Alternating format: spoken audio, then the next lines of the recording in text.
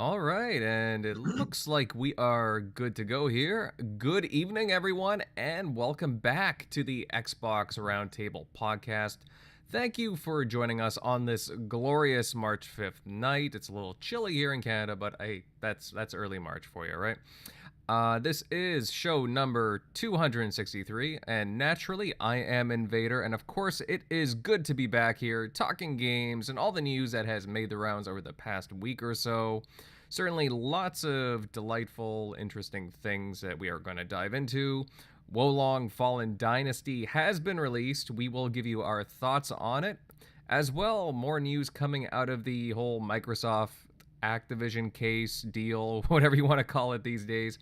It seems like parts of Sony's objections to the deal have now backfired on them. We will go into all that, maybe clear up some things. Plus, IO Interactive teasing their next game. Could it be the rumored Xbox title, the exclusive title? Well, you know what? We will talk all about that and more, of course, because, there's always little bits more things to get into.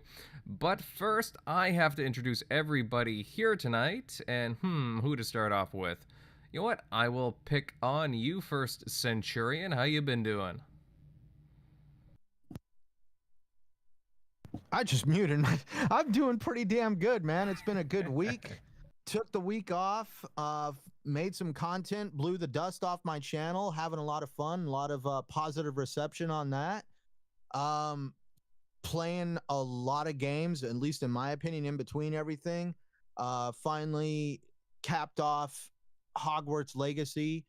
Now I'm trying to finish off Dead Space while playing Atomic Heart at the same time, and trying to keep up with Elder Scrolls Online because they're getting ready to launch on March 28th the what they call the pre-chapter, basically the what they do to set the story up for the expansion that will take place in June. No shit, eh? That's pretty cool. Damn.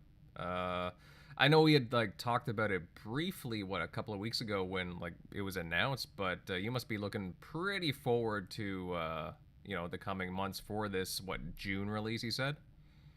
Oh yeah, I've already pre-ordered Necrom, and the way it works with all their expansions is they always release their expansion in June, but generally around March, April. This time it's at the end of March, right before the beginning of April.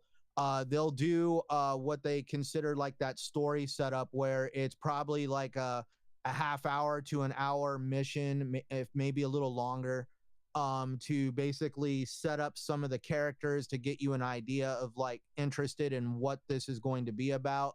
And then there's also a drop of 2 dungeons, and you got to basically get a team of 4 together to do both of these dungeons, and these dungeons help add on to the story. Like for Elsewhere, where it was what they called the Year of the Dragon, the 2 dungeons, you had to complete them, and at the end of each one of the dungeons you got half of a dragon tablet, and at the end of the second dungeon you put the tablet together, and that's where it sets up the story that because you put the tablet together, you free the dragons and you set them loose in the actual game. And at that point, dragons start appearing in Elder Scrolls Online for you when you do that. Damn, pretty cool, pretty cool. I can't wait to hear your thoughts on all the other stuff that comes down in the coming months. Really cool. Again, I've been seeing some really positive things from people who are into the game and just talking about, again, all the little things coming out for it and the expansions. So really awesome stuff like this. Again, this game has been kicking for how many years now? I couldn't even tell you. I think it came out in originally 2014, but if I'm correct and memory serves me right, the game has been on a top sales chart on PC. I think on the Steam charts as being in the top 10. I know it's basically the number 1 MMO for a long time at this point. I mean, I think it's starting to even give World of Warcraft a run for its money. I know they have a pretty dedicated fan base over there, but I get the guys at ZeniMax have really done a good job of supporting this game. No, I agree with you on that for sure. Um, yeah, no, that's great. That's great to hear. Let's see who else do we got here. Eric Shockley, buddy, how are you been the past week?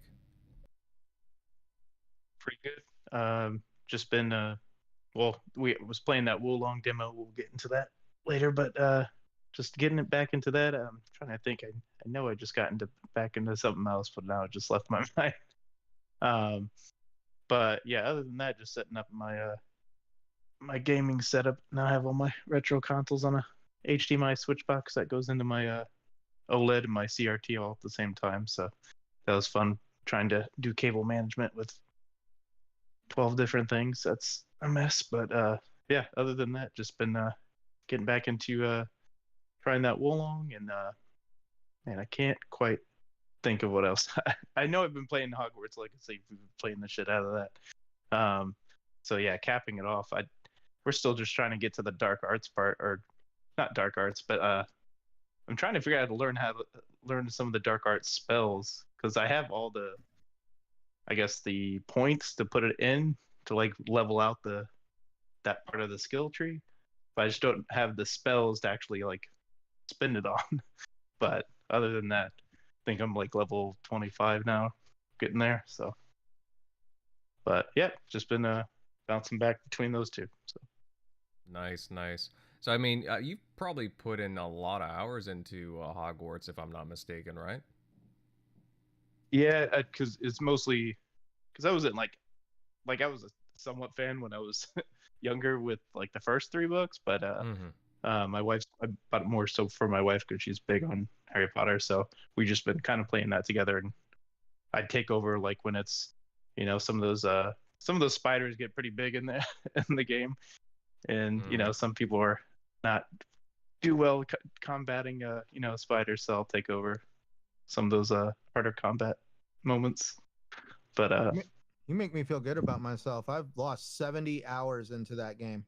Wow. oh yeah, yeah, I But think we're almost at 30. By the way, that's not a yeah, bad So WoW. That's not a bad we've WoW. I'm only just been saying, playing it. wow. So but dude, I mean, dude, give Avalanche credit where credit is due. I mean, like we're talking Avalanche Studios. They did like think like what Generation Z or something like that, and dude, I'm happy for Avalanche, and it's good to see that WB got the WB game section got a win for themselves, especially after all the freaking crap about them selling off their game division or whatever. yeah, Mm-hmm.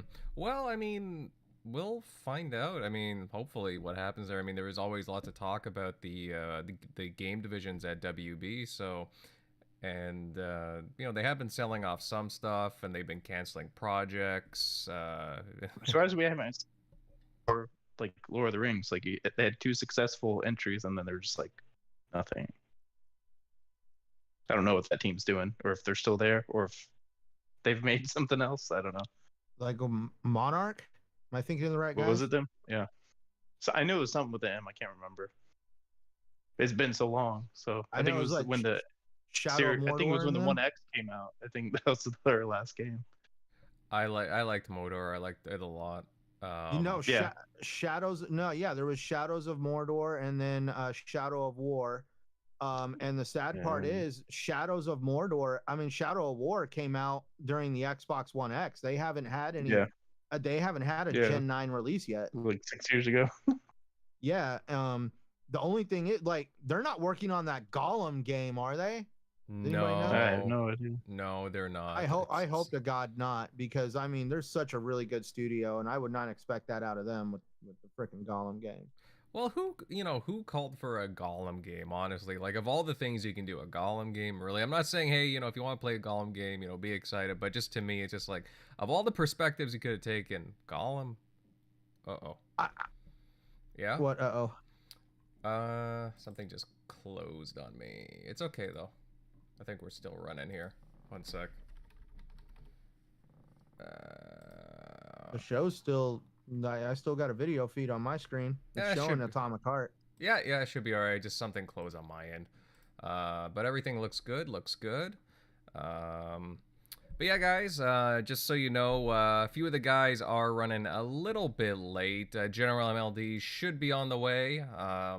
Shouldn't be too long to see him on here. And Timmy should be here, as far as I know. So you shouldn't have to wait too long, one can hope. And just so you know, Crusader will not be making it tonight. He's got some other plans that could not make it. But hey, guys, you will definitely see him next week for sure.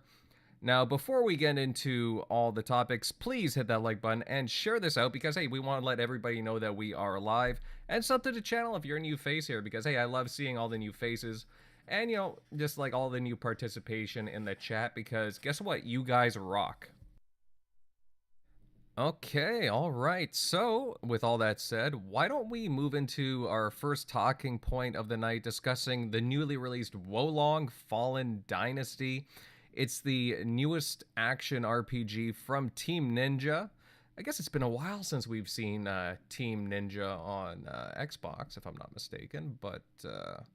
yeah, I've been hearing plenty of positive statements about this game, and I'm really curious what my cohorts here on the panel think of it. I know Shockley's been playing the heck out of it so far, but as he was just saying, between Hogwarts and that, switching back. And, hey, I've been seeing the crack for it. It's certainly been, you know, it seems like a lot of people are diving into it. But with that said, Eric, buddy, I mean, again, I want to know, you know... you've been kind of knee deep in this game. You know, what can you tell us about Wo Long Fallen Dynasty? Yeah, it's definitely a pretty interesting game. From what when I was first like looking at it, because I was thinking they were going to do something like continue on with their evolution, kind of like what they've had with Neo and Neo 2. But this one's probably like in between. I would say like it definitely reminds you of Sekiro. So if you played that, it definitely has that feel to it. But I think they kind of pretty good mix between that and like their Neo. So it's not like as I don't think you're not as like fast moving, like agile like you are in Sekiro, where I think you even have like it's been a while since I played that. I think you even had like a grapple to like launch you in the air to get away from at least this part of the game. There's nothing like that. But it's kind of like, yeah, a Dynasty Warriors, but like Dark Souls. Oh, well, not Dark Souls, but, you know, kind of that like hardened, you know, you're gonna get beat to death. It's gonna take a lot of patience, especially with the pairing system. Like it's, I think Elden Ring, there's kind of a little bit more of a casual aspect to it because you could do all sorts of different builds where to make it kind of easy on you in a sense. Whereas this, you literally just have to get good at the pairing because when you get to some of the bosses later, it's essential. Otherwise, you're going to have a miserable time if you're not hitting them. Because I know when I first wasn't, I think it was that early boss everybody's struggling on, which is apparently they're saying that's probably one of the hardest bosses in the game. Or at least, you know, at least like early on or in the first half, it's one of the harder bosses you'll encounter. So it definitely has a skill check at the beginning for sure.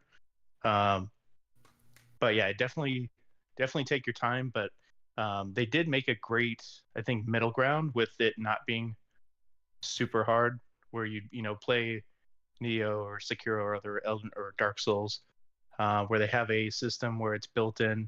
Because at first I was just rushing past. I would get the flag posts, which are kind of like when you get to like I think in Elden Ring when you get to like certain points where you can like kind of rest or save, or like in Sekiro.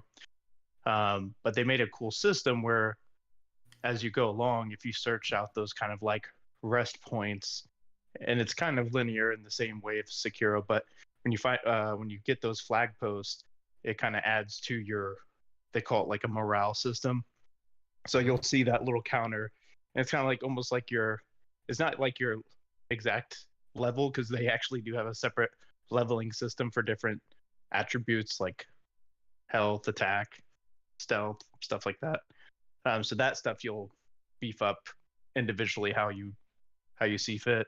But they're right above your like health bar is like morale meter, they call it. And when you take damage, it goes down. So you can literally take a hit because you missed a block, and it'll go from like 10 to 9. Like you'll start, and that's kind of like your level in the sense of, hey, there's an enemy, and it'll literally tell you that enemy is level 10. So if you're level like 6 or 7, it might be a little bit harder. Like when you're taking blows from that enemy and you miss a block, that's probably going to hurt you even more. And you might be struck. There's like this one big beast like tiger that you'll come across early on, very in the first few minutes, and one swipe he can like kill you pretty much almost instantly. But when you come back around after you've gotten past him and you've cleaned out other enemies, you'll notice, hey, I just destroyed him. Because that's what I was even paying attention to the whole, because I didn't read up much on the game. I was just going in it blind, and I noticed I destroyed this beast that I was like hiding from, trying to kill initially, because I noticed, his level is only level 18 or something, and I'm like level 23. So when I hit attacks on him, he's feeling a lot more. I'll do a sneak attack, almost takes off more than half of his life, and then my attacks right after that pretty much just finish him off pretty quickly. So they kind of have a good middle ground where if you just want to go through just each level like as a linear progression, okay, I got to the last flag post, which will gradually beef up that morale meter, and then just go straight into the boss. A lot of people I see are going straight into them at level 10, and the bosses are usually, at least right now, level like 20 at max. They're usually not over that. So you're gonna need to parry and do a lot of like basically like parrying and then using that break spirit meter to where you can get in those it's kind of similar attacks like you've played Sekiro, basically those kind of like death blows.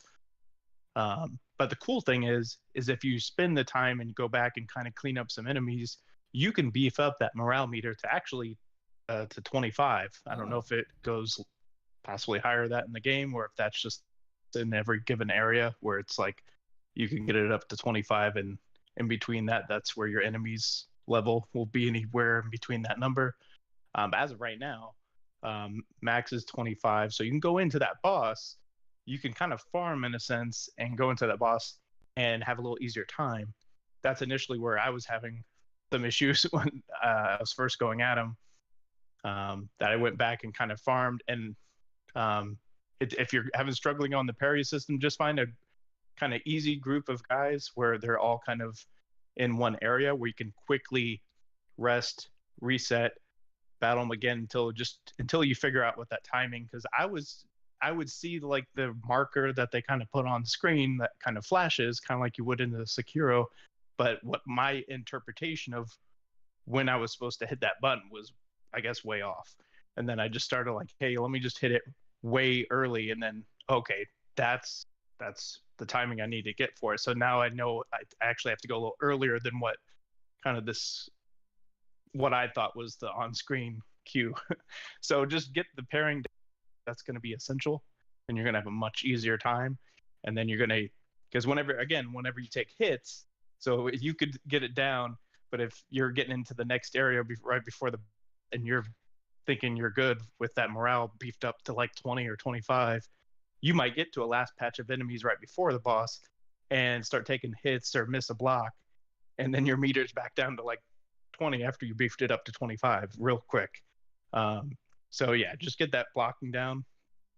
I wish they had more of a tutorial, like Sekiro had one of those where you actually had I don't know if he was like forget what it was, like a mentor or whatever, who's basically training you, and you could work on all different attacks. So I wish they had more of that. Maybe that will be later in the game, but so far it's a great addition to Game Pass for sure. Check it out, especially with Team Ninja has been absent from ages, minus this Ninja Gaiden collection, but it's great on Game Pass as well, because it's not as accessible as maybe something like Elden Ring was last year, but with it being on Game Pass, people would definitely give it a try and don't have to have like, hey, I just bought this because everybody's talking about it, like Sekiro and everything. You buy it for $60, and then you find out, hey, I really suck at this. I have no ability. I've played it for 7 hours. I've no ability to actually make it through this game. I kind of wasted my money. So that's where Game Pass is great for, especially games like this, to get more people into them that are already. Just from that fact, because people are already kind of skittish of playing some of these hard games. So at least this is a great entry where they can kind of jump in with everybody else, because everybody's posting all their footage and, kind of have that same hype and get in on it, and hopefully stick around. A lot of people are giving some great tips on Twitter. I've seen a lot of cool gameplay clips. So, but yeah, definitely give it a shot. But I think they found a good middle ground too. Like I was saying before, as far as like, if you want to farm, put in, that's what I've been doing right now. I almost took down the first boss, got to his second phase, and then I was probably a few hits where I was close to where you could release your, I don't even know what it is yet. It's like some type of alt. I've been seeing it later, where people release this like special move that you beef up once you get to break his, like, once you beef up your full like spirit meter in the boss battle. So I was pretty close to that, but just take your time, beef up what you can, keep leveling up, and just keep getting that. Once you get that parry down to where it's just like automatic, because I was getting to a point where it was just like I wasn't even internally thinking about it, but my hands were just pulling it off, and I would pull it off and not even take a hit on some of the other like henchmen, bigger enemies. So, but yeah, definitely give it a try. But yeah, it's been a blast so far. It has awesome customer creation. I didn't really know that was in there. I thought you were just playing that main character that they kind of been showing off. But there's a ton of possibilities as far as like your character as a whole. And the only thing I don't really like about the armor is just they give you a shit ton of items, and it's just kind of like a crap ton. Where it's, and at least someone says you can scrap some of them. I'm trying to find that button because I know that with Harry Potter you get a bunch of junk, you scrap it. But I'm looking for the button. Usually it's like L3 or something like that, and I'm like, I just have all this other shit that I don't need and I need to scrap because they all look the same. But yeah, definitely check it out. Once you get some of the pairing down, it looks super flashy and good, kind of like you would with Sekiro, but even more so, it kind of has a cool like spectacle, like Dynasty Wars feel. So it's definitely cool. They did it is something different, so it has a lot of Sekiro feel to it, but with it being more of like Chinese warriors type feel versus like samurai and Japanese like you had with Sekiro. It's definitely a cool game. Definitely check it out. So just give it a good weekend and then see if it's for you. At least stick it out for a couple days. But all right. But yeah. All right. Now I can't remember. Did you say you downloaded it with Game Pass or? Yeah. I was definitely gonna check it out. Well, since I already have it, I'd probably purchase it later because I have Sekiro and I bought Elden Ring and own the Neo games and the Ninja Gaiden collection. But yeah, I was like, well, I might as well not. If I don't have to spend the money right this second, cool, because I don't think it's on a. I think usually when games drop day one, they are not on a discount. I can't remember. I didn't check. But I know eventually that discount will probably come before it leaves Game Pass, so I'll probably just get it then, or if it does drop in price, or use Microsoft points on it later. If I'm still playing, but I'll probably just pick it up later because it's pretty. The gameplay's pretty sick, especially even when you're struggling, you feel like you're having fun. That's the important thing about it. When you're still getting destroyed, you're still having a good time. So that's how you got a solid game. I would hope so. You wouldn't just grind out a game being like, oh man, I hate this game. It's like hate playing, right? How you have hate watching? Well, you have hate playing. It's like, oh, I really don't want to play this game. Yeah, you want to make sure that you're giving the player like some initial type of progress. So even like when I was struggling early on, like it gives you those, hey, if you're struggling here, farm a little bit, beef up your morale, okay, now going at it, okay, the boss might be a little bit easier. So it's not like an easy mode, but you can put in more work and more time, kind of like you would with any other. I think Elden Ring kind of do something like that, where you farm and beef up a bunch of other abilities and then go at the actual main game and have an easier go of it versus doing that right away. So. Oh yeah. Very But cool. I hear the co-op is. I think I was listening to. The name escaping me. From Lord. From the Iron Lords podcast, he was mentioning that the co-op there is I think it's a 2 or 3 player co-op, but apparently it's like no progression goes to any one person, so I don't think you can call into people to help you like people were thinking you could. I guess it's like when you start a co-op match, it's just like its own thing and not like helping you get past a certain part of the game like how you could in other Dark Souls. That's what I was hearing them say. I don't know if there's a way to do it where at least one person gets the progression like in the story if you do a co-op, because that would kind of suck. But I never did co-op in any of those types of games anyway, so.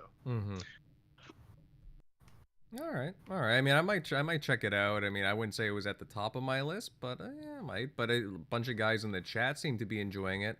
Pixel Slap says, if I had one complaint on Wo Long, it would be right stick controlling camera angles. Other than that, I'm comfortable with the controls, but that's interesting. I don't know if you have any comments on the camera controls, Eric, but I mean, I don't think I've gotten stuck where like I think he knows I think I know what he's talking about, where you might get in some games where you get kind of that camera stuck in a corner on enemies. So I've had that issue with it, but I mean, some of the enemies, like the bosses, like move around pretty quick, so you kind of have to manually move it around yourself. Otherwise, yeah. So I think that's kind of like the case in like a lot of those third-person type of like Dark Soul games or action games where like if you're facing like going towards one direction, the boss like whips around, you kind of have to like turn it pretty quick. But I think if you target them, I think it will kind of center the camera. I can't remember, but all right. Well, that's fair. Thank you for sharing that. I know people in the chat are certainly sharing their thoughts on the game. Now, let's see. I saw somebody sneak in here. General MLD Bud, how you doing? Hey, yeah, doing pretty good here. Glad to hear it. I hope you had a great weekend, my friend. Obviously, we're talking about Wo Long Fallen Dynasty. Have you had a chance to try it, or if you're interested in it at all, to check it out at some point? Got any thoughts on this game? Quite frankly, just haven't had the time. Spoiled for choice lately. Still wrapping up Atomic Heart. That game's still pretty much taking up my time there on Game Pass. But I'm hearing you guys talk about it, and I mean, Wo Long seems pretty good, pretty solid game. It's a good get for Game Pass. It's a decent Metacritic score. Personally, I think I'm taking a break in this genre since Elden Ring. I put like 100 hours into that. That was my first Souls game ever. It took a lot out of me. I beat it, but I think I might wait a little bit to try the genre again. But this looks like a solid kind of game though, a similar game. I do think we do need more games like this. Like I know we're getting like Lies of P later in the year, so that's good as well. I feel like the acquisition will, and all the revenue and profit it'll bring in, will prompt more investment into Game Pass gets like Wo Long, because I just like the idea of getting these new games day one, these like high-end AA, even AAA games. It's a very nice surprise and really helps set Xbox apart. So yeah, like I mean, I hear nothing but good things here. I think I might try it down the road in the year. But yeah. I mean, yeah, solid things. The chat seems to like it. Yeah, no complaints. I think I'll try it sometime later. Yeah, great to hear. And again, I do love that it's on Game Pass. And again, we've been kind of spoiled lately the past few months. Game Pass has really been rocking, in my opinion. Again, it might not be to everybody's taste, some of the games that they put in there, but damn, I know I have not been bored, and I've been taking my time with Atomic Heart personally, as you can see with the gameplay up there. Just slowly diving into that, and I probably will try Wo Long at some point. But there seems to be a nice big game there for everybody right now. Now Centurion Pal, I mean, I do not want to hold off too long on your opinions on this. Now, I know you've been playing some other games recently, but is Wo Long a title that you might be interested in trying out? I don't know if you've been seeing any of the feedback on it on social media spaces. What are your thoughts on it? So I'm going to be entirely honest here. Is it on my radar? Yes. Do I want to try it out? Yes. But if I can be entirely honest, I've got Sekiro and Elden Ring as physical copies with the cellophane still on them, sitting on my case of games I got to get to. And that is where I want to check out all the hype for all these games when it comes to like, it's like its own category, but whenever you talk about it, it's always games that are like something from software, Dark Souls, and that's where I'm still mowing it over in my head. Do I have the patience to tackle a game like this? I guess my first dabbling in a game that would have been kind of like this is, what is it? Jedi Fallen Order, where you actually had to be a little strategic in your lightsaber fighting and dodge and block at the right moments. That's why I like listening to people like Shockley talk about the game. I've heard a lot about the game, people talking about it on social media, YouTube videos. Now that's where I guess right now the best place to play this game is Xbox, not just because it's on Game Pass, but also because I guess something happened while they were porting the game to PC, and there's some optimization issues over there on it with it really? on PC. Yeah, I guess it's a total different world if you look at some of the PC community that have been trying to play Wo Long, and I guess obviously the game has a beautiful Metacritic score, but the user rating on the PC side is pretty low, and that's because of something that happened during the porting process on optimization, I guess. And obviously we know that these game developers, they always fix this stuff. They always want to make sure that gamers can enjoy the game. And it's just like General touched on this. It's just more hype for Game Pass. It just goes to show that games like this help create recognition for Game Pass. It also helps diversify the player pool, because we know that there's people out there that are like me, that question whether or not they can handle playing a game like that. And like, I'm already committed to buying Sekiro and Elden Ring, so if I play those games and I happen to completely stink at playing them, that copy is mine, at least with Game Pass. And Wo Long, if I dive into it now and by some chance I can't play the game properly, or it's not my cup of tea, I don't have that initial financial investment into the game.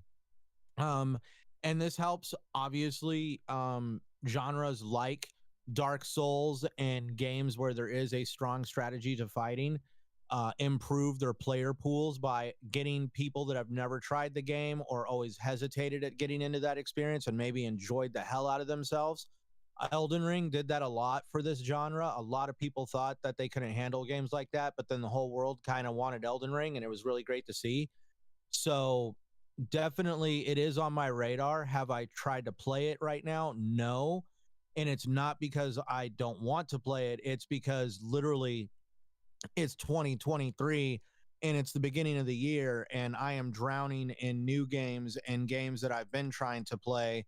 And it's honestly a great time to be a gaming consumer, with the selection that you're having right at the beginning of the year. And then I'm talking next month, we've got the next issue of Jedi Fallen Order. I forget which one is it, like Survivor now at this point. Jedi Survivor or something like that. Yeah, Jedi Survivor. Then we got Dead Island 2. So now I'm just having this battle of trying to complete games that I want to have completed by next month. and that's where I don't know if I'm going to get the Wo Long before that. Mm-hmm.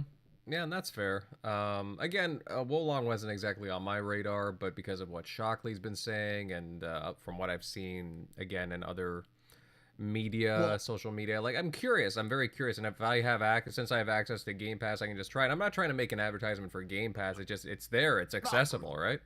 Well, actually, let's talk about because I'm always about gaming innovation and evolution of the industry. We've seen it done before in the past. I'm glad that Shockley brought it up in the character designer, that you're actually able to plaster your face onto a character. That's one thing I've been seeing a lot on Twitter, is people putting their own, I guess, image on the character in Wo Long, and they've been showing it on Twitter. All right. Yeah, I have seen. You don't a bit remember of that? I remember that, like, in the preview of the game originally at the game show, like at an Xbox game show, they had Phil Spencer's face on the character. That's right. I remember it threw me off. It threw me off. I was like, are these guys trying to like brown nose Phil Spencer? Why is his face on there? And then all of a sudden it came out that apparently you're able to somehow scan your face. I don't know if it's through an app sending them a photo. I have no damn idea how it works, but yeah, apparently you're able to put your face on the character. Oh yeah, that's right. Damn, I did forget about that, to be honest with you. It's been a while since I saw that.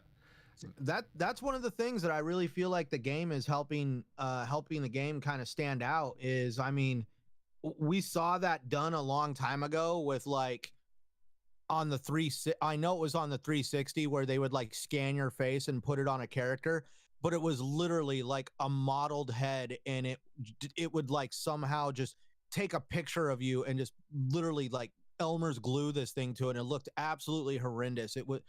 And the fact that this is an actual like build of your face on a digital level on a character with pixels, and that's what totally because Scrub Nurse with Gaming Beyond the Box, he sent his image with his face on the character, and I was just like, damn, that's really nice looking. Yeah, no, without a doubt. And yeah, I may have to try this out. But guys in the chat, let us know what you think of Wo Long. Admittedly, I still have to play Neo, and I'm really curious about that. So I may play Neo before I play, before I get to Wo Long. I do plan to get to it. I have actually Neo 1 and 2 for PlayStation 5, so I will be probably after Atomic Heart. I'll be playing some PlayStation games, and because I have a massive backlog, as I've been saying the entire time, but just a massive backlog of games at the moment. But yeah, guys, I mean, I think we'll anybody else have a comment on Wo Long before we move on? All right, I guess not. But guys in the chat and everybody tuning in, certainly let me know what you think of Wo Long. And hey, smash that like button, share out the show. Again, let everybody know that we are live with some really awesome topics. And hey, sub to the channel if you're new. Like, again, I love seeing you here. Please, keep joining us. I love to see the new faces. And yeah, on that, why don't we move over to our next topic? Because this one can be a little spicy, I guess. And we have some interesting news coming out of the proceedings for the whole Microsoft Activision saga, and it appears as if Microsoft's subpoena to Sony will be going through for the most part. An FTC judge granted Sony a few things, but most importantly did state that Sony must share all other requested documents with Microsoft, including any exclusivity deals since January 1st, 2019. So hey, a large amount of time there, which it does make for some pretty spicy talk down the line, down the road. Now, Centurion, my very, very inquisitive friend, I know that this is something that you've been keeping up with. You had just released a video the other day, and it's been doing numbers, man. I'm really happy for it. You've been talking about all this. Now, you are really up to date on it, and I want to hear, what are your thoughts with these recent revelations coming out of this? My thoughts are, so this is where I feel this is at least going to be the bone that Microsoft is going to get if by some chance the ABK deal doesn't go through. Do I think it's not going to go through? I still have good faith that Microsoft is going to be able to get this across the finish line, especially with some of the reports we're hearing out of the EU, and the FTC just has their own issues going on internally. And it's good to see that the judge involved is, even though he is an FTC, a technical FTC employee, because he's the FTC judge, he's trying to basically kind of do this properly without having to bring in some of the politicking that's been going on in the FTC. This was put in front of him. He had no choice but to basically deal with this because it's his job, and he's doing it very professionally, in my opinion. So obviously, back in January, Microsoft finally got enough of Sony flying around, running their mouth about how if Microsoft gets Activision Blizzard and they take away Call of Duty, they're going to have to chain the doors shut over at Sony because they'll be out of business. PlayStation's going to completely tank this, that, and the other.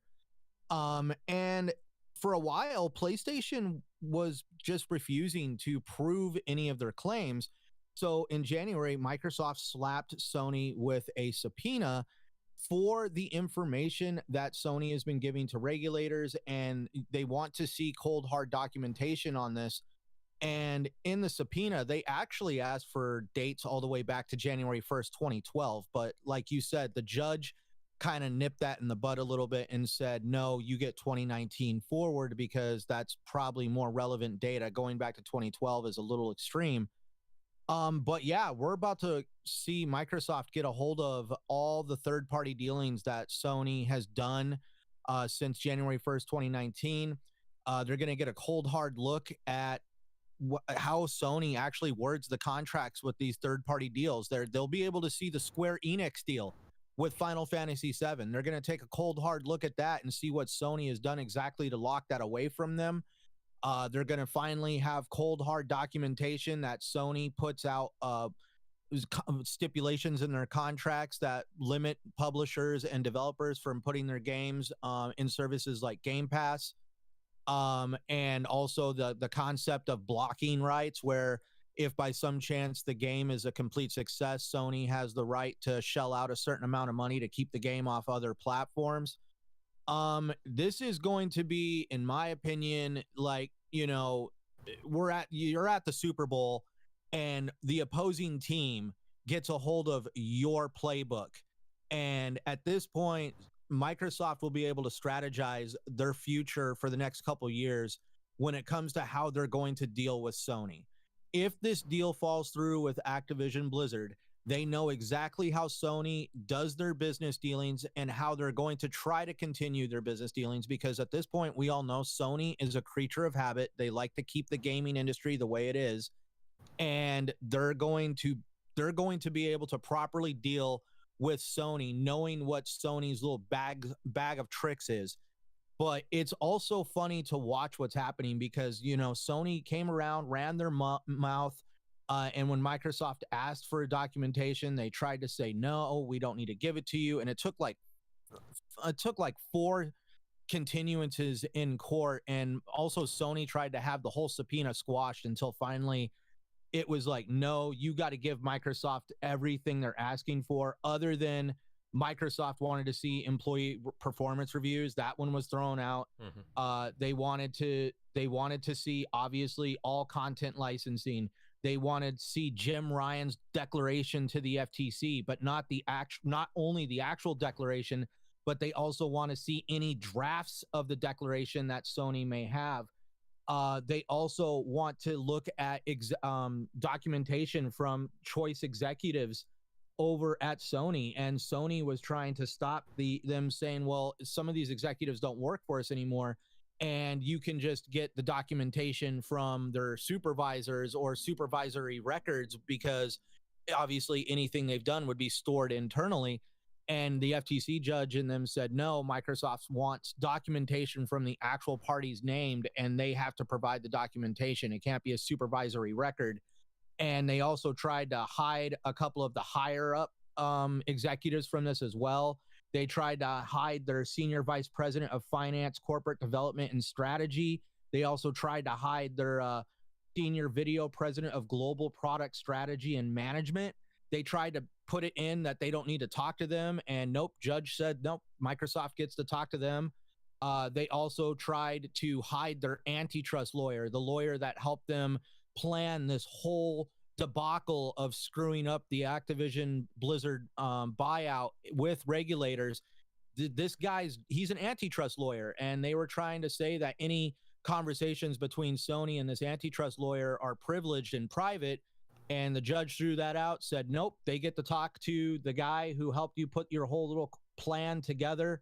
And it's just really funny now to see Sony get their comeuppance, because you don't get to run your mouth. You don't get to go into it. You don't get to go into a court of law and accuse people of stuff without evidence. And the fact that this antitrust lawyer did not see this coming, it did not warn Sony like, hey, you go in there running your mouth, they have every right. And I've even seen people trying to say that Microsoft isn't allowed to see this documentation unless it goes to trial. Well, here's how it works. This is for Microsoft's discovery period for the trial in August. A discovery period is for you to review all evidence that will be used against you. If you were in a criminal investigation right now and you were looking at going to jail, you would have your own discovery period. You would be allowed to look at the evidence that the state is going to use against you to convict you of a crime. And this is the same thing that's happening here. Microsoft is allowed to have that discovery period to look at the evidence that regulators are going to try to argue in court, so Microsoft can build their rebuttals and their counter arguments. And I really honestly think that even if this doesn't go to trial, I do see some of these documents potentially getting leaked, because if you listen to like Dustin Laguerre and any other gaming media journalist, they're all talking about how they can't wait till Microsoft gets some of these documents, because they know some are going to slip through the cracks over at the regulation side, and somehow a document or two might end up published somewhere on the internet. And so there's going to be things that will appear that Sony would rather have not out in the public eye. All right. Now, I mean, does it hurt Sony if, again, like, people know, like, again, the inner workings of, like, how they've done their deals, like, with third party? Because it's like, I mean, is it really that big of a deal, or is it just, like, again, a play for Microsoft to be like, well, you know, they buy up these exclusives for 2-3 years, whatever, for so much money, and they're being basically hypocritical about us being aggressive getting studios? Like, is that basically what they're going for? And at least in my mind, what I believe is Microsoft is going to be able to see the dollar amounts that Sony is offering, and this will give Microsoft a strategy on, well, how much money do you think it's going to take to counter these deals? Like, how much money do we got to shell out, especially if this deal doesn't go through? Like, what are we, because if the deal doesn't go through, they lose $3 billion. So there's $69 billion sitting in a bank account that's already been allocated for the expansion of the Xbox brand. We shave off $3 billion. We're at $66 billion that was allocated for the expansion of the Xbox brand. I don't believe that money goes back into Microsoft. That money was already negated for the expansion of the brand. This is going to be giving Microsoft the ability to financially figure out how much money they're going to have to invest into countering Sony's tactics. And I actually see Microsoft becoming uber aggressive if this deal doesn't go through. I think if they get Activision Blizzard, they're going to take their ball, they're going to go back to their court, and they're just going to do their own damn thing like they always have been. If this deal doesn't go through, though, we're going to see a Microsoft we haven't seen since the 360 era. And I really do believe they're going to go out and start making deals with other companies based on the knowledge that they're going to gain from knowing exactly how deep Sony's pockets are. All right. Interesting thoughts. Interesting thoughts. Now, General MLD, I know you've been listening in here. What are your thoughts on these recent revelations? Because, again, there's a lot to kind of bite in here. Yeah, I would love to know your opinion on, again, the objections here. Well, for one, I just think it just what goes around comes around. I feel Sony is a particularly arrogant brand. I think that they thought they could just run their mouths, do all the complaining, and then not have to back anything up. That they were like strong enough to just deny these subpoenas and literally just like basically talk a big game and then just slink back into the shadows like nothing happened. No, that I'm sorry, that's just not gonna work like that. Microsoft, they got a pretty crack legal team. I've always thought that these are like the best paid lawyers in the world, in my opinion, and they got Sony to give out some information. It's good. Now I feel like they Microsoft asked for information up to 2012. I feel like they were just kind of like reaching for the moon, and then just whatever they were able to get, that was like that's still a victory in itself, because we're supposed to now see everything that they've done from 2019 till now. And that's like 4 calendar years, 19, 20, 21, 22. And I feel like that's going to be more than enough. We're going to see all the deals they made, indie games, like all the published games denied like Final Fantasy VII. Well, we're going to see all that stuff. But most importantly, I'm curious to see how many games that they have like a block Game Pass kind of clause when they make a deal. Like, I want to know how many times they specify that you cannot put this game on Game Pass, and therefore they're hindering the competition in more than one way. I mean, it's one thing to get exclusives. I mean, that's just been a part of gaming since the beginning. But to purposely like have clauses that impact the competition subscription service, I think that's a little too much, I think. So, I mean, to see how much they have done, I think it'll just be an eye-opener for the public, for Microsoft. And, of course, Microsoft, they're going to use that and see what they can, what they go for in the future. They can see any patterns that emerge from it. But also, I think it's just a loss for Sony because they don't want to share anything. They hate sharing. The reason why MLB is on Xbox is because Microsoft went to MLB, the organization. You think they wanted to share that? Of course not. No, they don't want to give anything to anybody if they can keep it to themselves. So I feel like it's more a symbolic victory, just as much as an actual victory in terms of discovery.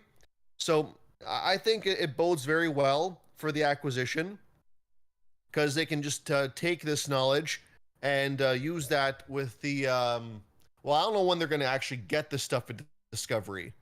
I hope they can use this before the April deadlines for the CMA and the EU. Best case scenario, that'd be nice if there was some overlap there. But in the end, I think it's a positive step for the acquisition, and it's going to leak to the public sooner or later, and we're all gonna know. I mean, I personally know Sony that makes these they're by far the most aggressive in third-party denials. Yes, Xbox does it too, but I always found Sony does higher profile games. Their exclusivity window lasts a lot longer, and yeah, it's not 50-50. And the public's finally going to see just how far these guys are willing to go to tighten their lead on the industry. So yeah, that's about it. I'm just glad to see things are finally working out in Microsoft's favor in these final months, and I'm just glad that we can put this stuff behind us, hopefully by June. So yeah, that's it. Yeah, again, it has been going on for ages, MLD, huh? Again, remember going back, last January? It seems like so long ago now, January 2022. Damn. Lots changed since then. Although maybe not so much in the Activision deal. Just seems, I don't know. Again, we all just want this to go away, make it finalized, and they can go on. Because okay, they have this deal, but I can just imagine some of the other developers or even publishers that they're talking to behind the scenes, because they're like, didn't they say that they're not done, even with, you know, Activision, that they're gonna like still continue to explore buying studios, if I'm not mistaken? Oh yeah, both. I think both are. I think both have held off right now. And the moment this thing is done, I feel like Sony's gonna announce something quick, like, "Oh, we just bought this." Like they'll resume their buying spree. I feel like Xbox might take a little bit of time, take a couple months to settle this whole thing, get the games on Game Pass, figure out some marketing strategy, things like that. But I feel like Xbox will announce more buyouts themselves. Maybe by the end of the year. I feel like they'll just start small.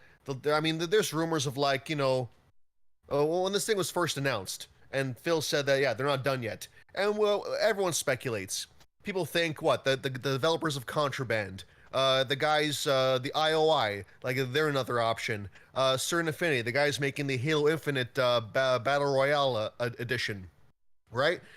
We throw out these names, things that Xbox probably wants to buy but can't because of the acquisition. So I feel like both Sony and Microsoft have this kind of short list of, you know, people they're looking at, but are just held up by this whole process.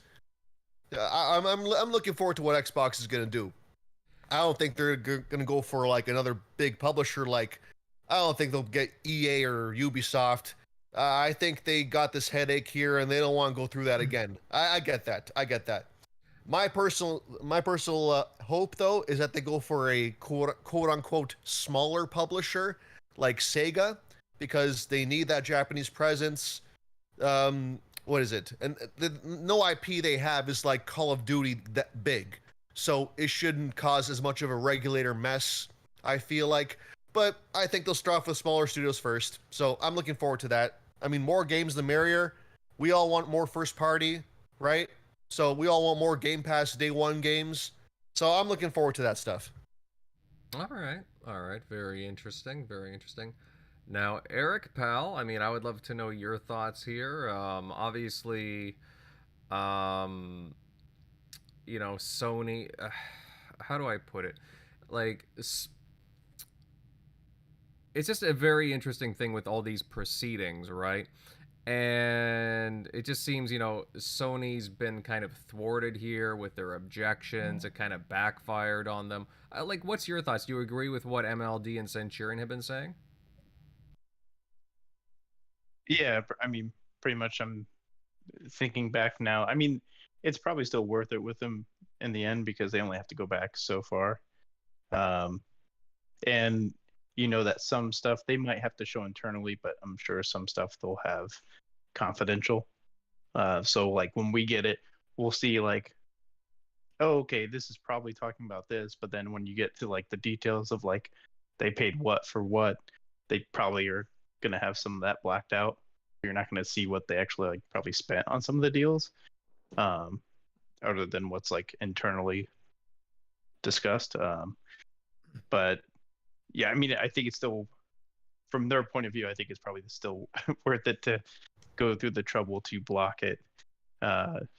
Just in the case if they don't get the same, well, they sure won't get the same marketing deals, and that's probably big to them. Probably, I'm sure they've seen the numbers of when they got that marketing deal, on top of all the other fiasco stuff that was happening around 2013. But I'm sure they probably have like internal numbers of how much COD and how much the marketing deal. And because if you look at it, like people have talked about it with Hogwarts, like the marketing deal they had with PlayStation, people are thinking it's like, oh, it's just on PlayStation. You know, you even have the Hogwarts, you know, if you're a big Hogwarts fan, the custom controller is only on PlayStation. So, you know, people that are diehards are going to get it on that system. That's pretty much it. But yeah, I mean, so stuff like that, I think it's just to keep their dominance. Not that like they aren't already, because they're such a global brand. Because when they came in the market, they were basically given, you know, pretty much the industry, because the two big players, Sega and Nintendo was like, hey, we're going to use cards, so all the devs are going to go to you by default. And then Sega's like, hey, we're gonna just make our system super hard to develop for, piss off all retailers by rushing the thing to the to the store without telling them. Oh, and we're gonna make ours $100 more. So all you got to do is come in and beat us by $100, and then the world's your oyster. And then they kind of had that dominance carry over because Nintendo did the same thing with mini disc, still couldn't release those games on there, and then Xbox was a new player people didn't really trust. So they've kind of built up that dominance, and then this is just kind of adding to it where they can just get every I don't know if Xbox is kind of done doing some of the marketing since like Cyberpunk, and because I haven't seen them really market much other than if it's going into Game Pass. As far as like non-Game Pass games, I don't think Sony's pretty much had the marketing deals on pretty much every single one of them. I think, or it's even. Like I think with Elden Ring, it was shown off at Xbox first, but I think that you had equal licensing rights to kind of promote it. So I think they're just trying to let everybody know, hey, it's PlayStation. That's the only thing that exists. All these games are coming to PlayStation. We're going to make it look like it's probably coming to PlayStation only because we're just going to bombard you with nothing but that on some of the biggest titles that can sway a lot of people. So for them and future other future Bethesda titles, or not Bethesda, but future Activision titles, that's probably a big get just on COD alone, I'm sure. So yeah, it's probably worth it for them in the end, but we'll see. Especially with some of the concessions that Microsoft might need to make. But I mean, at this point, I don't see how it can be stopped when you even had people that were against it flip, and Xbox has all those people supporting it, and I think it's the only one against it now is, other than Google, the FTC or people that are regulating it, or is Sony. Like everybody else is like, oh yeah, sure, go ahead. Mm-hmm. Yeah, I don't think Google really wants it, but otherwise most companies seem all right. I think, but, Google and Apple. Well, yeah, screw Google. Yeah, I could see that because that kind of probably from the not so much like COD obviously, but probably more so on the mobile market from King, and then just from their cloud. So yeah, well, yeah, they're probably going to still be against it for sure. Considering what they did with their game division, I really don't care what Google has to say. But yeah, and there's probably like those deals like I think maybe mentioned before about them keeping games off of Game Pass. So they've kind of had those clauses. Maybe we'll see more of what those are. That'd be cool to see. I mean, I think we kind of did earlier, and that's how we found out about them. But I'm sure they've had deals like that with Activision, where like that COD would end up on it, but just anything across the board, they're probably trying to lock down pretty much most of those deals. If they're doing probably any marketing, they're probably like, hey, even a year from now, when our marketing deal's like done, you're not going to Game Pass. So I don't know. Mm-hmm. Now, Eric, and I'll go around to everybody here. I did see some talk about this in the chat, so I did want to bring it up because we saw it on social media too. Because there has been some chatter about Sony possibly, once this deal goes through. I mean, it more than likely will. They're gonna go after apparently a big player, a big studio, or even a publisher. From the sounds of things, there's talk of them going after Take-Two, which Take-Two, they got Grand Theft Auto, a few other things. What else? BioShock, I believe. A few very big titles, obviously. Again, I can't really, the source, I can't really say if, I believe it or not, just talk at this moment, but I don't know, what's your thought on this, Eric? Do you think that Sony would try and scoop up like a big player like that, or can they even afford them? Yeah, I don't think they would. I don't think they would have. I think the person that we're referring to, I don't know if he has even a record of like being right. Nope. But but yeah, I don't think they would. I think he mentioned somebody else. Like they wouldn't do it themselves. They would have somebody else that has the cash partner with them, something like that. But for me, I would like I get Grand Theft Auto is a big thing, but if they'd be spending all that money and banking on say a Grand Theft Auto, it's kind of like the whole COD deal or Minecraft. You're buying it, but the only games they've been making, like outside of Red Dead, was what? Like Grand Theft Auto. So unless you're gonna make the bold move of making that exclusive, which is gonna diminish what it is, kind of like if Microsoft did that with COD, it would take a hit to what you're spending. So you might not make your investment back, and Microsoft can probably do that to that degree and kind of eat that for a bit. Just be like, hey, we're just taking it as a loss for now. In the future, this will work out. Sony's probably gonna need that return a little quicker. So I couldn't see that happening. People keep saying Square. I don't think them either because they're already locking down those deals, or Square's just kind of skipping Xbox just by default. So they're kind of having them eat out of the palm of their hand anyway. If anything, I would say Capcom would be the play because like they make some of the biggest, especially right now with how big Resident Evil's gotten.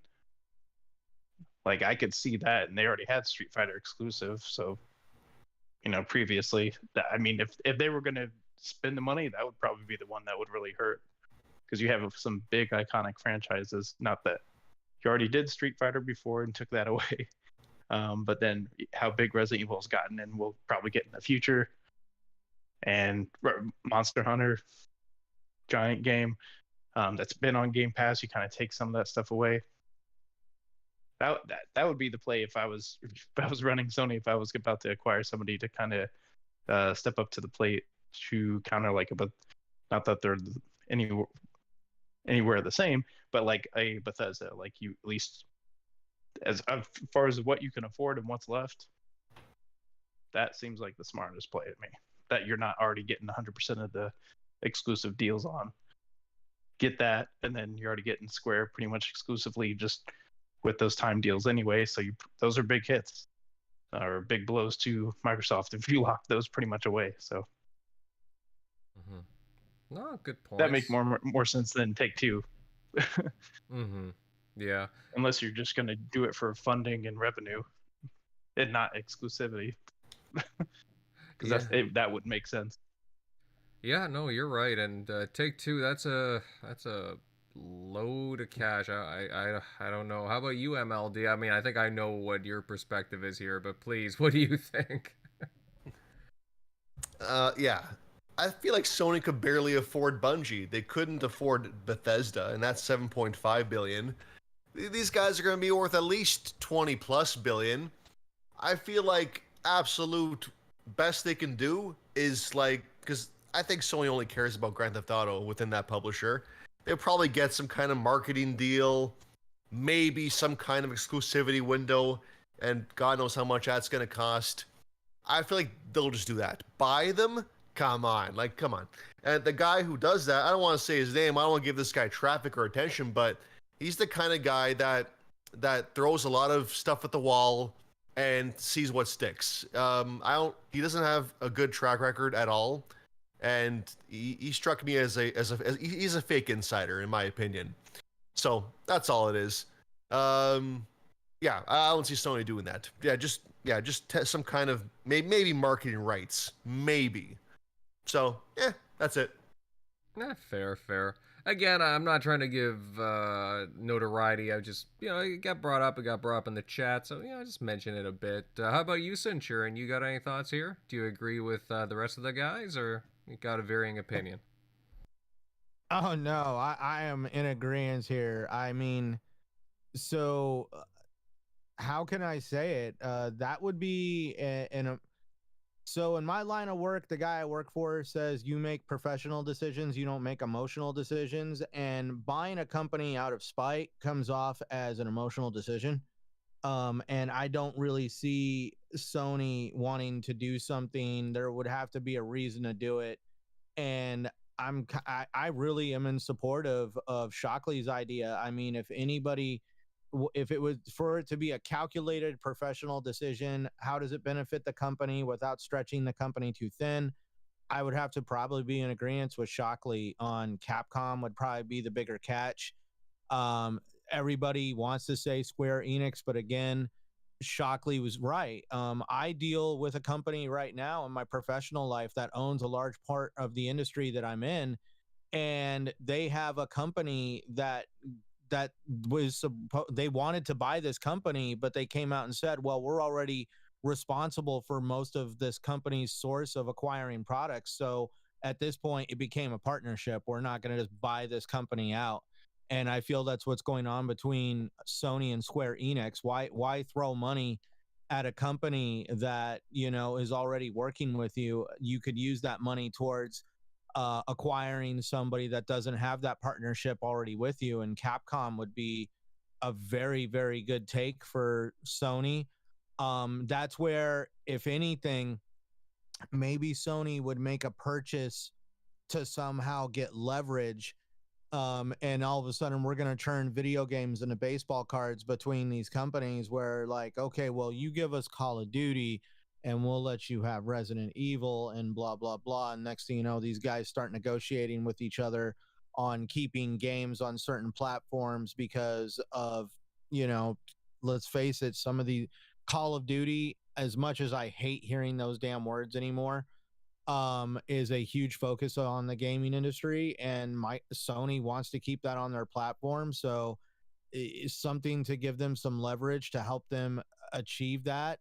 I guess I could see it coming, but when I saw these rumors starting to circulate, especially the tweet, and I watched a couple YouTube videos about this tweet, even established members of the gaming media kind of like chuckled when they showed this guy's tweet. They were like, yeah, this is funny.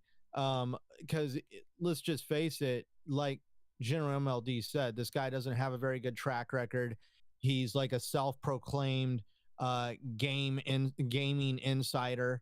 And come on now, I guess on people do everything on social media just to get attention. But I don't see this happening. At least I don't see Take-Two. I mean, let's face it, like, this is why I hate hearing the words Call of Duty. Call of Duty is a franchise in decline. And it's not because it doesn't sell well. It's a franchise in decline because it has sucked up so much resources from Activision to keep it going that it has become this great big development monster. It's known for taking up developers that are passionate about gaming and chewing them up and eating them for breakfast and spitting out an empty shell of a human being that no longer has any passion for the gaming industry when they go work on Call of Duty. The treatment that Activision has had for employees that did Call of Duty, I mean, we're talking about a title that has been steeped in a lot of controversy, and you could almost say that about the Grand Theft Auto series. You hear a lot of people talking about how the writers that made Grand Theft Auto 5 the masterpiece that it is are no longer at Rockstar Games. We've heard actually a lot of tales of woe come out of Rockstar Games, especially when it comes to crafting Grand Theft Auto 6. There's the damn name. Grand Theft Auto 6's production has been a little slow because they're trying to still figure out the kinks on that. Everybody thought that Red Dead Redemption 2 Online was supposed to be just as big as Grand Theft Auto 5, but the company put in way too much focus onto Grand Theft Auto, and Red Dead Redemption 2 Online fell to the wayside. And at this point, they don't update it anymore. They just maintain it, and they're just doing the same public events over and over again, year after year. It's never going to go any further than what it was because basically it was not handled the way that the fans wanted Red Dead Redemption 2 Online to go. It feels like they have clutched onto Grand Theft Auto 5 really hard, and we really don't know what the future of the Grand Theft Auto franchise could be. I mean, they could make another game right now, and, you know, controversial statement of the day, you could have Saints Row, where Saints Row is this franchise that was steeped in this, that, and the other, and then the new version of it came out based on today's cultural influences, and it was like, oh my God.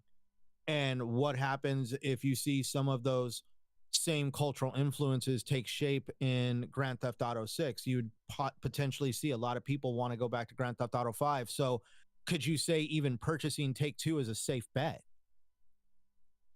Possibly. Good point. Possibly. I mean, that is an interesting theory, I will admit. But again, we'll see what happens down the road. I again, like, we're just having fun talking about this, guys. We're not taking this seriously, chat. I don't think to me personally, I don't think Sony has the cash for this. But hey, another publisher possibly. Again, Shockley has some good theories, but again, we're just guys that talk, right? We just talk about news and stuff and whatever comes up. But a fun thing to talk about for sure. Guys in the chat, again, if you like the show, please share this out and sub to the channel if you're new, and give a like. I mean, I see some people here that are just joining now. Give a like, guys, if you're enjoying the chat. Gentlemen, I think we're about done with that topic, unless anybody has something else to add. Yes, no? Okay. All right. On that, why don't we move on to our last bit of news then, and IO Interactive, just out of nowhere, decided to come out and tease their latest project, stating that, and I quote, sorry, I'm tongue-tied now. We're building a new world, a new IP, an online fantasy RPG. What was it? I can't even read my own writing. Well, basically, to entertain players and expand for many years to come. A game built from the core for this. And it sounds interesting what they were talking about. They put out a brief statement about it on their website, and they sound pretty excited for a variety of reasons. General MLD, buddy, I mean, we've heard reports for the past year or so that Microsoft was apparently working with them, funding this game as an Xbox exclusive with IO Interactive. Like, do you believe that this unveiling by IO gives credence to what we were originally hearing here? Like, do you think that this is the title that Xbox has exclusivity to? Yes. For one thing, it does prove the rumors were right, because this is very much, I mean, back then it said like, well, what, they're making like a fantasy game, like co-op based with dragons and all that stuff, and this validates the entire rumor. So far so good. Now they didn't discuss like exclusivity yet. Xbox didn't stake their name with this game yet. They're just announcing the game's existence, and I think this is the right step. My gut's telling me it is. The rest of the rumor is still correct in that not only are they making this game, it is a Xbox published game as well. But I feel like, again, acquisition, everything has to be at a standstill until that thing is done. And then I feel like they're going to debut this game with a trailer or something, possibly, I'm just speculating here, possibly at E3 or their E3-ish, showcase. And they'll do a trailer, and then it'll say, yeah, like Xbox exclusive. Or it'll have like Xbox publishing next to it. So that's my take. This is a slow rollout, start of their marketing cycle, getting people excited, because the Hitman games never really registered with me personally, but I do know that it's a solid IP. Like these guys make great games. So to see these guys announce this project, and it seems to be like their life's work or their dream project. Hey, great! If this gets their creative juices flowing, and if the rest of the rumor is true, and Xbox Publishing did help these guys make the game, hey, I'm in. Like, sign me up. I am gonna be there day one Game Pass whenever this game launches. These guys seem to really like their stuff. So know their stuff. So I'm just excited for now. I'm not gonna make any judgments until it's official, but my gut's telling me it is the Xbox published game that rumors did suggest. Mm-hmm. Now, I am pretty surprised, to be honest, that they just out of nowhere kind of like started talking about it and be like, here's a little bit of artwork and, oh yeah, we're just gonna talk a little bit about the game. I get the feeling that, I don't know, I thought they would have like again unveiled it like again at an Xbox conference or streamed show at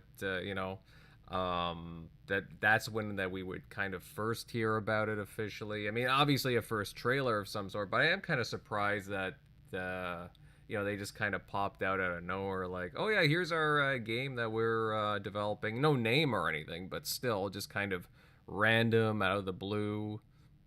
Just kind of funny to me. Interesting though, very interesting. Centurion, what are your thoughts on this? I mean, IO Interactive, the Hitman dev, obviously they're working on, they got a couple of things going on actually behind the scenes. They're working on a James Bond title and this game, apparently, the fantasy RPG. I mean, again, I was kind of surprised that this popped up. What are your thoughts on it? They're going to be naming it Scalebound Redemption. I couldn't help myself. Don't get my hopes up, man. Don't get my hopes up. I'm looking forward to that. The minute I saw them, like, we're going to be doing a fantasy game with dragons, I'm like, oh, God, the Scalebound rumors are coming back. I just freaking know it. Hey, now, we got those other rumors that Platinum Games is crawling back to Microsoft, so you never know. Yeah, and Microsoft took the hard drive from them and gave it to IO Interactive. It's like, okay, all right, here you go, but here's a stipulation. That's our property. We're gonna give this to somebody else. Oh man. Mm-hmm. All right. So at least it was good to see the developer talk about it. Is it weird that they are talking about it like, how they're just, we've got some articles coming out on gaming websites. That's where at least I mow it over in my head. And for us, it's an everyday occurrence to open our phones, get on these gaming websites and read the articles. And maybe this whole statement was just to satiate the big consumers of gaming, the ones that like to stay in the know, the supposed hardcore, as the title is put on us. Or I just like to say the more informed consumer of gaming.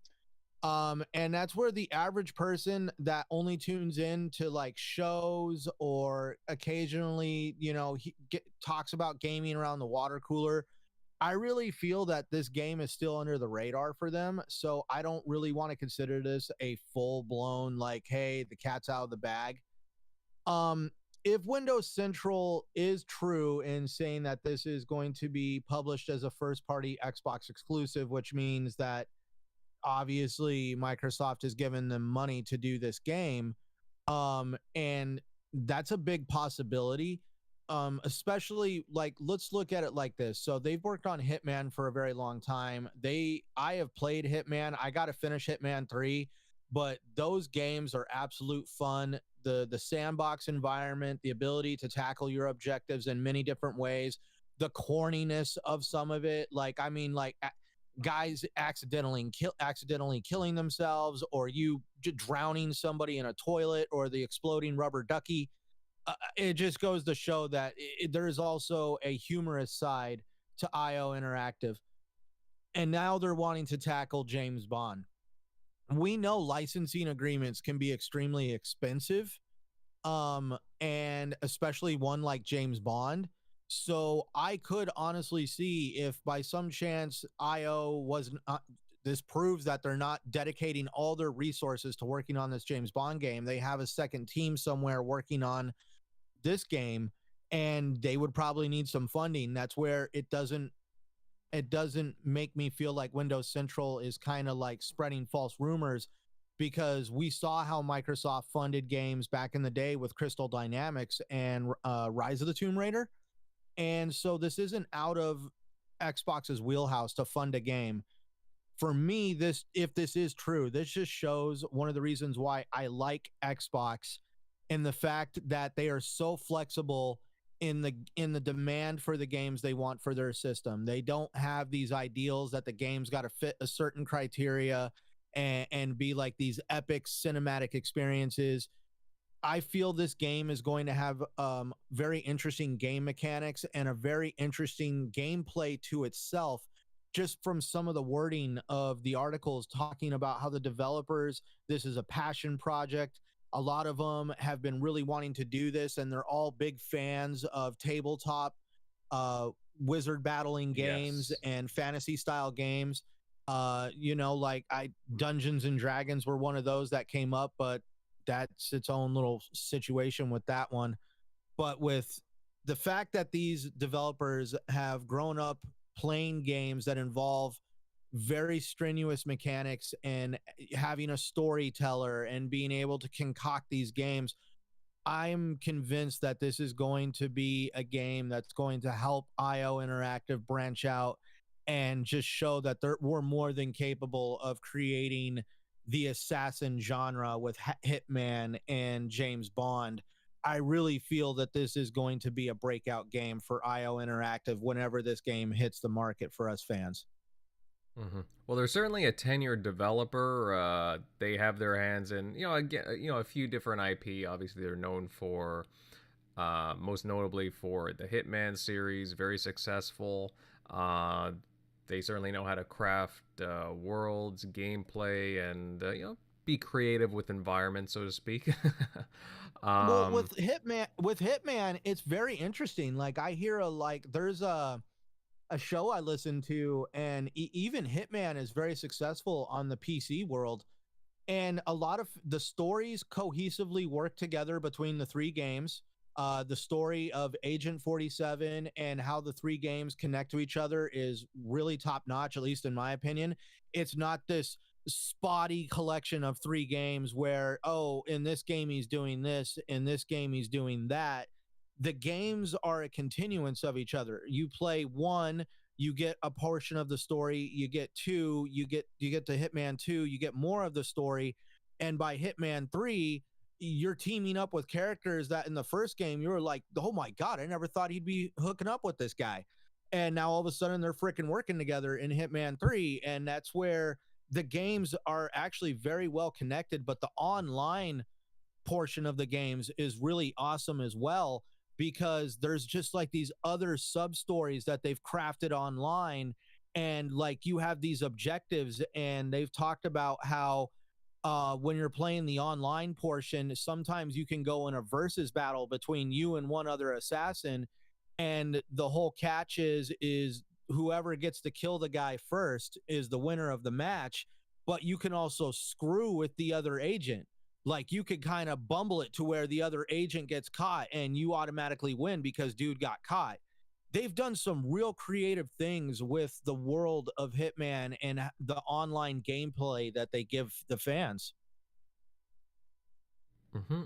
Yeah, no, you're right about that. And again, I'm curious to see what they have cooking up.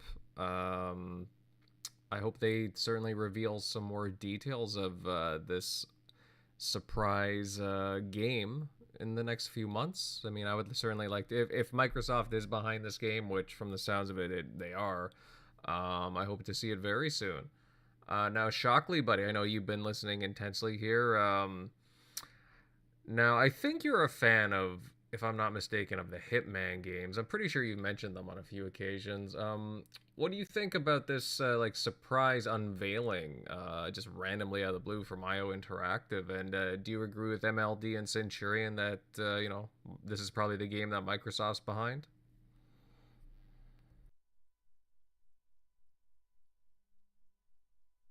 And sorry, I was muted there. Yeah, I was about to say. I think I'm skeptical. I think kind of like you, like why would any more news from, because I don't think this one's actually ever been officially announced like they have with like Contraband and no, it which hasn't. was at an Xbox event. So yeah, I don't think they would have I think they would have saved that premiere. Not that this is really a premiere because they didn't really show off much. Although, I mean, people were kind of pointing out this seemed like it was more so like a hiring like promotion, because they don't. I think they just showed like some screenshots, right? Or there wasn't any like. You know what? Like CGI video? No video, no CGI or anything. It was just like they just showed like a piece of concept art, and that was about it. And then they just talked about it, and then stated what the game I guess is. It could be. I just feel like you'd want to have that reveal of like what it is, or your first glimpse of concept at like an Xbox event, or at least a stream.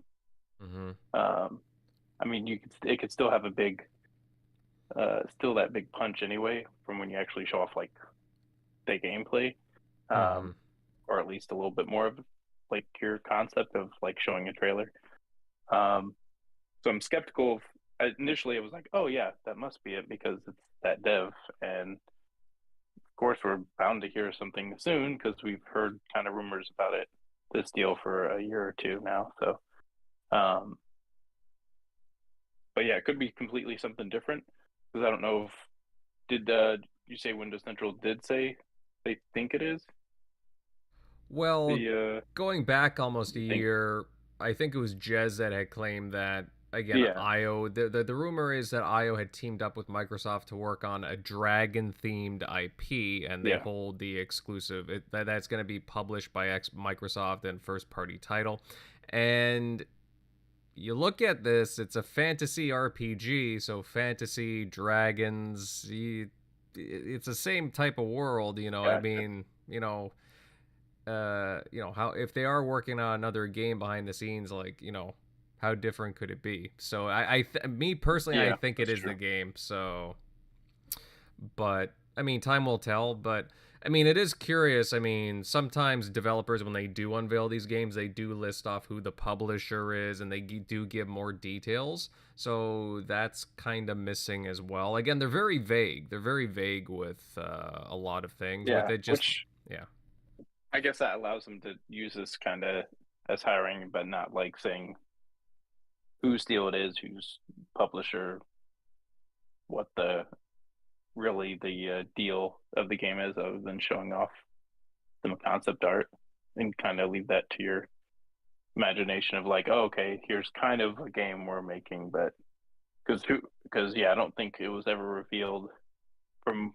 I know Jez kind of broke that, but I don't think they had enough of detail of like what that game was going to be. So who knows if that, because this one I think is like a multiplayer, like online fantasy RPG. So who knows what the other one is, if it's more of a single player. But yeah, hopefully we'll like hear more about it. Yeah, I've played some of I haven't played any of the recent Hitman games. I don't think I've played any that IO's made. I've heard some of the more recent ones were, but I think I remember watching my friend playing Absolution, but that game just kind of like looked off to me. I was like, I don't really have any interest to play it. But from what I've heard from the more recent ones, those sound intriguing. So kind of want to. Those sound like more of like the old ones when I used to play. Like I think Contracts and Blood Money were like the last ones I played. That were pretty good. Contracts was one, I think, probably my favorite one. But yeah, I think that was Eidos maybe still back then. So I don't think I've really played many of their games, if any, that I can actually recall. But yeah, hopefully we'll find out soon. Hopefully we find that out. Obviously, the whole wait till E3, but I mean, we already have games coming into Game Pass, left and right, and yeah, hopefully we'll already be past at least Starfield and clear of Redfall, and maybe we'll get, who knows when Forza's dropping, but at this point they're gonna have to show a lot of or basically use a lot of stage time to games that we don't know about. So that's exciting. At that point, most of their lineup would be already out for the games that we already know about. Starfield, not know about, but have actually seen gameplay of, because we may have seen gameplay of Hellblade, but it was very limited in snippet. And Avowed, we haven't seen any gameplay. There's a lot Pretty of much. games. So even Contraband. games we do know about, we haven't really seen anything. Like, yeah, you see, that's the thing. Where are we gonna where is this game gonna fit in? You know what I mean? So I'll be curious to see if it does show up sometime this summer or if it's more for next year. I mean, I guess time will tell. I mean, even their third-party games too. We still don't know when Arc 2 is showing up. I mean, I already talked about Contraband, Project Mara. Granted, that's a smaller title. Who knows where that is now? Yeah, that's another one, and there's a few other titles as well. So there's a few games there that we just haven't seen any gameplay for that we know are coming. Hell, even Everwild, right? I mean, I know that's been in kind of a production hell situation, and I hope things are picking up there. But again, that's another one. Or one of the worst kept secrets in the industry, Certain Affinities, Tanaka or Tatanka, whatever it's called. I have a feeling we'll see it soon, but again, they got a lot. I feel like we definitely got to be seeing something from Compulsion this year. Like this has to be. Because it would be 5 years, at least a trailer of like what the idea of what they're working on is. But yes, I am very curious to see what's cooking up there, and from what various sources are saying, I'm digging whatever I'm hearing, like a dark fantasy thing. But we'll see. I mean, I'm with you, Shock. I mean, they've been quiet for a while, and I think it's their time, but. We'll see on that. Guys, any more comments before we close off the show? Yes, no? Okay, guys, I believe it's time to start sunsetting things for the night. And I gotta say, another fun chat with the crew tonight, talking about Wo Long Fallen Dynasty, some really good impressions from the guys, more news in the ongoing Activision buyout, and hey, some IO Interactive talk at the end there. Great variety of things to talk about. Again, I thought we had a pretty good chat, and I hope you guys did too who tuned in. And if you enjoyed our ramblings tonight, then please consider liking the show, subbing to the channel, and hey, of course, sharing out this show. I know I've been saying it a lot this episode, but hey, again, I want as many people to experience TXR. Now, next on to the outros, starting with General MLD. Buddy, hey, great show tonight, as per usual. Where can all these wonderful people follow you at? Oh yeah, you guys can find me at MLD Ghost on Twitter, gamertag Ghost MLD. Yeah, had a lot of fun, and let's see what happens next week. People keep saying there's rumors about Starfield. I mean, who knows? Time will tell. Yeah, I mean, Starfield. When are we gonna hear something? I mean, I can wait. I got lots of games to play. There's lots of stuff coming, but they did say, Starfield news would be coming. So, tick tock. Moving on down here, Eric Shockley, buddy. Hey, I loved your input, your thoughts on Wo Long. Sounds like a great game. I think you sold the game to a lot of people. Where can everybody follow you at? Yeah, you can follow me at Shocknera on Twitter, Easy Shock on Xbox Live. I actually link in our tweet that we send out about the podcast, like we do every Sunday. On this week's, I'll link the if you didn't see it, from Cheap Ass Gamer. They actually had a link for free armor, so it's a cool armor whole set.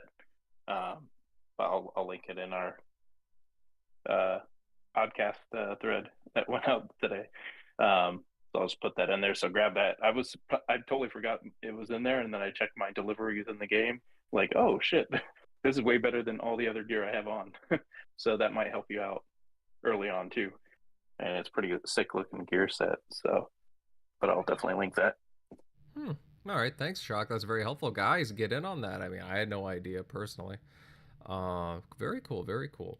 Make sure to check that out. And Centurion, buddy, hey, awesome stuff tonight. Loved your insights, on everything, but especially with the Activision saga, as I say. Where can everybody follow you at? Oh, thank you, gentlemen. It was an awesome night, awesome conversation. Always glad to be here. For those interested in finding me, please locate me at Centurion1307 on YouTube, Xbox Live, and of course, Twitter. I am getting ready to drop more content on YouTube for those that actually enjoy checking out my channel. You can also find me on a couple community podcasts like this one right here, TXR, every Sunday night. And 2 hours before the start of this show, we start Gaming Beyond the Box with Wilmy Hood and the rest of the crew over there. And that's where you can find me. Nice. Of course, great crew there. I also always forget, damn it. Tomorrow, me and Stubbs are doing Plastic Platforms. This time it should be on my channel.